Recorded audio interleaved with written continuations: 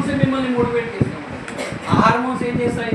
ఈ టీచర్ చెప్తే నేను ఎందుకు తినాలా, మా నాన్న చెప్తే నేను ఎందుకు తినాలా, మా అమ్మ చెప్తే నేను ఎందుకు తినాలా, లేకపోతే నాకు తెలియదా, నేను ఆలోచించుకోవాలి. ఈ రకమైన యాటిట్యూడ్ అనేది ఈ 13 ఏళ్ళ వయసు తర్వాత నుంచి 23, 24 వచ్చేదాకా మీకు ఉంటుంది. సో ఈ 24 ఏళ్ళ వరకు ఎవరైతే తల్లిదండ్రులు చెప్పింది, గురువులు చెప్పింది వింటారో వాళ్ళు ఖచ్చితంగా సక్సెస్ అవుతారు. వాళ్ళు మంచి లైఫ్ లీడ్ చేస్తారు.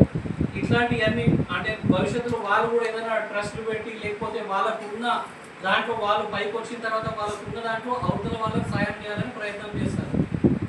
నేను వీళ్ళే వాళ్ళు చెప్తే నేను వినేది ఏంటి, లేకపోతే నేను ఎందుకు మార్చుకోవాలా అని చెప్పి యాటిట్యూడ్లో కనుక ఉన్నారనుకోండి, వాళ్ళు చాలా ప్రాబ్లమ్స్ ఫేస్ చేస్తారు. అందుకోసమే మీరేంటంటే ఇప్పుడు ఈ ఏజ్లోనే కొన్ని విషయాలు ఏంటంటే, కోటగిరి మండలము ఎక్కడ గ్రామ నివాసి ఆయన కూడా మీకు మళ్ళీ కష్టపడి హై స్కూల్లో చదువుకొని ఉన్నత అభ్యాసాలు చేసి ఉన్నత చదువులు చదువుకొని అమెరికాలో స్థిరపడి ఎంతో గొప్ప విజయాలను సాధించారు. వాళ్ళు ఆర్థికంగా బలపడ్డారు.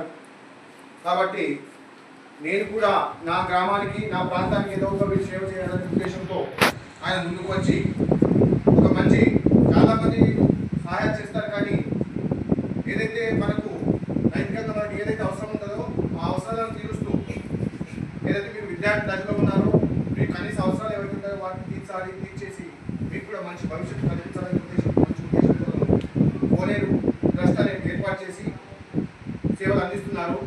తన పేరు కోనేరు శశాంక్ గారు.